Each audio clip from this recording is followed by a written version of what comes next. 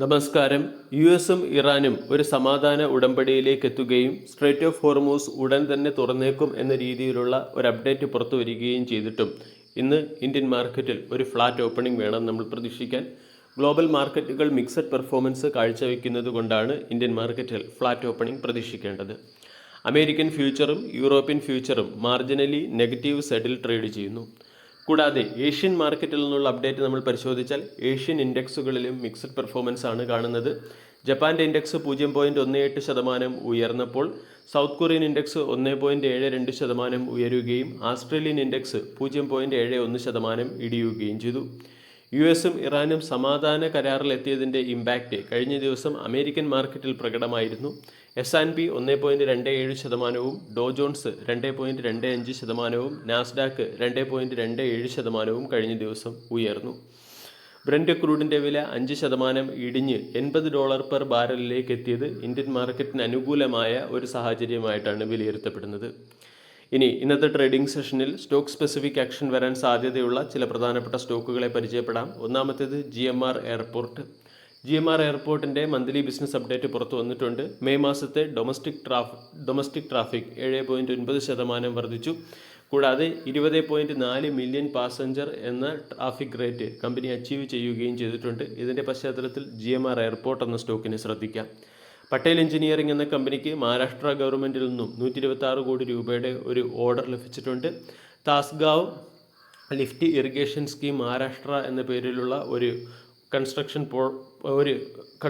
Water supply പ്രോജക്റ്റാണ് കമ്പനിക്ക് ലഭിച്ചിരിക്കുന്നത്. ഇതിൻ്റെ പശ്ചാത്തലത്തിൽ പട്ടേൽ എഞ്ചിനീയറിംഗ് എന്ന സ്റ്റോക്കിനെ ശ്രദ്ധിക്കാവുന്നതാണ്. രണ്ടാമത്തേത് സുദർശൻ കെമിക്കൽ ഇൻഡസ്ട്രീസ് ഫ്രാങ്ക്ഫർട്ടിൽ കമ്പനിയുടെ രണ്ടാമത്തെ ഗ്ലോബൽ ഹെഡ് ഓഫീസ് ഓപ്പൺ ചെയ്തിട്ടുണ്ട്. ഇതിൻ്റെ പശ്ചാത്തലത്തിൽ സുദർശൻ കെമിക്കൽ ഇൻഡസ്ട്രീസിനെ ശ്രദ്ധിക്കാം. മറ്റൊരു stock craftsman automation right issue വഴി ഫണ്ട് റൈസ് ചെയ്യാൻ തീരുമാനിച്ചിട്ടുണ്ട്. ആനന്ദ് രാജ് എന്ന സ്റ്റോക്കിനെയും ഇന്ന് ശ്രദ്ധിക്കാം. ആനന്ദ് രാജ് സിംഗപ്പൂർ ക്ലൗഡ് ആമിനെ കമ്പനിയുമായി ഇൻകോർപ്പറേറ്റ് ചെയ്യാൻ തീരുമാനിച്ചു. മറ്റൊരു stock HCL technology Axon wise private ലിമിറ്റഡിൽ 1427 കോടി രൂപയുടെ ഇൻവെസ്റ്റ്മെൻറ്റ് നടത്തിയിട്ടുണ്ട്. ആർട്ടിഫിഷ്യൽ ഇൻ്റലിജൻസുമായി ബന്ധപ്പെട്ട പ്രൊഡക്റ്റുകൾ ലോഞ്ച് ചെയ്യുന്നതിന് വേണ്ടിയാണ് ഈ ഇൻവെസ്റ്റ്മെൻറ്റ് നടത്തിയിരിക്കുന്നത്. ഇതിൻ്റെ പശ്ചാത്തലത്തിൽ സ്റ്റോക്ക് മാർക്കറ്റിൻ്റെ ശ്രദ്ധയാകർഷിച്ചേക്കും. റെയിൽടെൽ കോർപ്പറേഷൻ ഓഫ് ഇന്ത്യക്ക് മ്യൂണിഷൻസ് ഇന്ത്യയിൽ നിന്നും 15 കോടി രൂപയുടെ ഒരു വർക്ക് ഓർഡർ ലഭിച്ചിട്ടുണ്ട്. അതുകൊണ്ട് റെയിൽടെൽ കോർപ്പറേഷൻ ഓഫ് ഇന്ത്യ എന്ന സ്റ്റോക്കിനെയും ശ്രദ്ധിക്കാവുന്നതാണ്.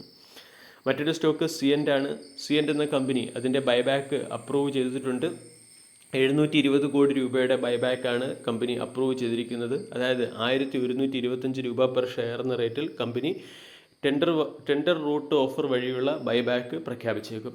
വിക്രം എഞ്ചിനീയറിംഗിന് പ്രമുഖ റേറ്റിംഗ് കമ്പനിയായ India rating BBB+ stable rating നൽകിയിട്ടുണ്ട്. ഇതിൻ്റെ പശ്ചാത്തലത്തിൽ വിക്രം എഞ്ചിനീയറിംഗ് എന്ന സ്റ്റോക്ക് മാർക്കറ്റിൻ്റെ ശ്രദ്ധയാകർഷിക്കാനുള്ള സാധ്യത വളരെ കൂടുതലാണ്. അതോടൊപ്പം